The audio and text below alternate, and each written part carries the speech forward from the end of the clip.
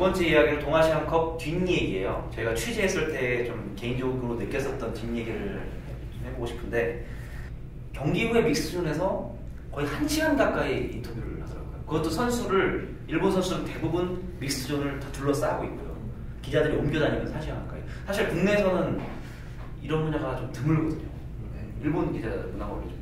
그 프리랜서가 많다는 게 첫 번째고, 그다음에 두 번째가 한국보다 잡지라는 거 그런 그 매체가 좀 다양한 부분이 좀 사실 있기 때문에 개개인에 대해서 포커스를 맞추고 쓰는 기사가 꽤 많거든요. 그래서 개개인의 코멘트가 중요하고 그때 어떤 말을 했었다는 걸 자기는 계속 또 보유를 하면서 글 쓸 때마다 코멘트를 좀 더 활용하는 그런 스타일을 하기 때문에 오래 길게 얘기를 나눠보고. 선수 개인의 멘트가 중요한 제 멘트가 중요하죠. 한국은 아무래도 좀 어떤 기획적인 기사들이 많잖아요. 인터뷰도 물론 있지만, 근데 일본은 약간 선수 멘트가 좀 멘트가 중요하죠. 뭐 일본 취재진 보면서 저는 일본 취재진도 그렇지만 저희 국외 취재진이 여자 축구에 대한 관심이 굉장히 우리나라보다 훨씬 많구나. 맞아요. 지금 같은 경기를 보고 있는데 한국 선수가 슈팅을 하는 과정에서 저희들은 무덤덤하지만 국외 취재진들이 더 잘 때렸다.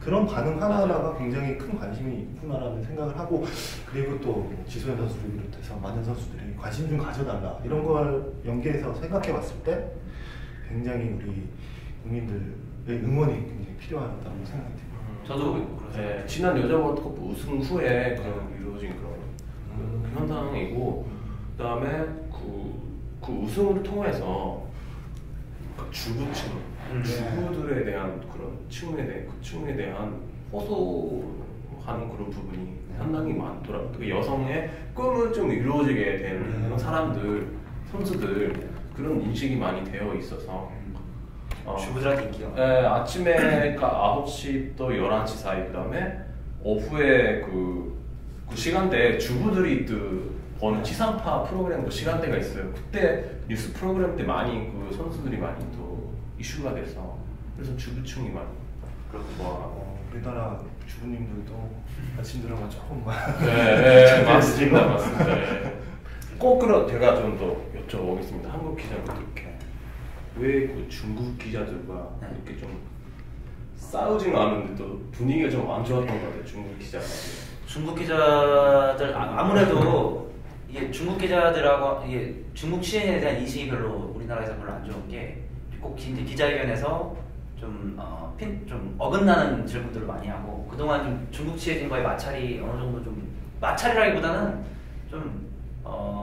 좀 비매너적인 행동들이 일부 있었거든요. 일부 기자들이. 그래서 그런 것 때문에 아무래도 중국 기자들하고 조금 다른 외신들보다는 좀 거리를 두지 않나 생각이 들어요. 두 번째로는 저희가 또 기사로 썼던 내용이에요. 자케로니 감독에 대한 매너. 자케로니 감독의 매너가 좀 이번 대회 때 국내 취재진들한테 좀 인상적이었다. 그 매너라는 거는 좀 단순히 한국을 호평하는 멘트뿐만 아니라 취재진을 응하는 어떤 대하는 자세가 명장다웠다는 느낌이 많거든요. 사실 저희가 6월달에 이란과 월드컵 최종 예선을 할 때 그 당시에 케이로스 감독이 좀 우리 벤치한테 좀 안 좋은 행동을 했잖아요. 그거와 비교를 해서 자케로니 감독은 정말 명장다운 매너가 진짜 좋다, 이렇게 얘기를 많이 했었거든요. 일본에서도 약간 평가가 그런가요? 그렇죠. 그러니까 사실 과거에 있었던 감독에 비해서 어떤 인터뷰도 잘 해주고, 아무래도 그 감독이 유럽 출신이다 보니까 언론에 대해서 제대로 이야기해야 된다는 문화가 있는 건 사실이니까 그런 부분도 있지 않을까. 또 가깝고, 또 그 기자 만날 때도 일본말로 콘니치와 스카이사마에서 안녕하세요, 수고하셨습니다, 그 정도는 간단한 일본말도 하고 그런 것도 있어서 도움이 되고 하니까. 김광희 기자는 자케로니 감독 보고 어땠어요? 실제로? 그 경기 끝나고 인터뷰를 하는데 그 인상 깊었던 게, 그러니까 질문 하나를 했는데도 답변을 되게 길게 하시더라고요. 근데 그거를 세세하게 아주 꼼꼼하게 다 하나하나 이렇게 얘기해 준다는 걸 보고 되게 좀 놀랐습니다. 약간 자기가 생각하는 축구 철학을 언론 앞에서 확실하게 얘기하려는 좀 자세가 있더라고요. 그게 미디어의 관계를 좀 잘할 수 있는 방법인 기법이 아닐까. 그리고 통역과의 그런 의사소통도 잘 됩니다. 통역이 토리노가 자케로니가 토리노 감독 시절에 네. 같이 통역을 했었던 사람이고 토리노에서 태어나다 오래 생활을 하다 보니까 완전 축구 선수 생활을 했었대요. 그래서 의사소통 잘 되니까 믿고 좀 많이 얘기하는 걸 많이 저도 보면서 그리고 야노상이랑 기본적으로 이탈리아랑 일본이랑 이런 우호적인 그렇죠. 그런 관계가 굉장히 일본 축구가 이탈리아 좀 좋아하지 않나요? 90년대 많이 좋아했죠. 네, 많이 좋아했어요. 네. 전문 잡지가 이탈리아 축구 전문 잡지가 있어요. 네, 좀 인기가 좋았고요. 저도 사실 또 어렸을 때부터 계속 이탈리아 축구를 보면서 저도 이탈리아 팬이었어요. 이탈리아 세리아 많이 했어요. 네. 와. 맞습니다. 마지막으로 이번 대회에서 취재를 하시면서 가장 좀 인상적이었던 그 순간에 대해서 하나씩 얘기를 해볼까 하는데요. 한국 대표팀 이야기를 해야 될 것 같은데 처음 이제 출항하다 보니까 뭐 소집할 때 정장을 맞춰 입고 뭐 이런 것들로 인해서 굉장히 이슈가 많이 됐잖아요. 뭐 규율을 많이 따지고. 네. 근데 결과적으로 결과로 이어지지 않았다는 게 굉장히 아쉬운 면이 있고, 그리고 저는 굉장히 안방에서 일본한테 졌다는 거에 대해서 굉장히 자존심이 상하는 부분이라고 생각해요. 네. 그래서 다음에 일본에 원정을 가서 꼭 승리하는 날이 왔으면 좋겠습니다. 꼭. 문가영 기자는 어떻게? 일단 경기 외적인 걸 수도 있는데 잠실버리에 새로 13년 만에 새로 개장을 해서 이렇게 A매치를 치렀다는 게 되게 의미 있는 일이라고 생각합니다. 사실 요시아키 기자가 제가 사실 이거 방송하기 전에 페이스북을 봤는데 잠실에 대한 글을 쓰셨더라고요. 네. 잠실이 다시 이제 좀 국제 무대에 나오기 위해서 사실 시설 증축도 하고 잔디 사계절도 다시 다 깔고 이렇게 했거든요. 어떠셨어요? 잠실?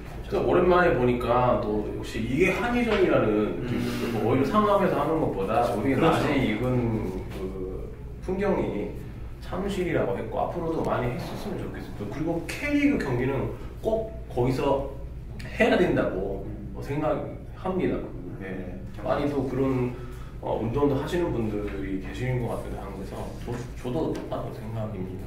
네. 좀 잠실에 오니까 확실히 한일전에 대한 향수가. 그렇죠. 네. 자, 어쨌든 우리 동아시안컵이 8일간의 혈전 아닌 혈전이다.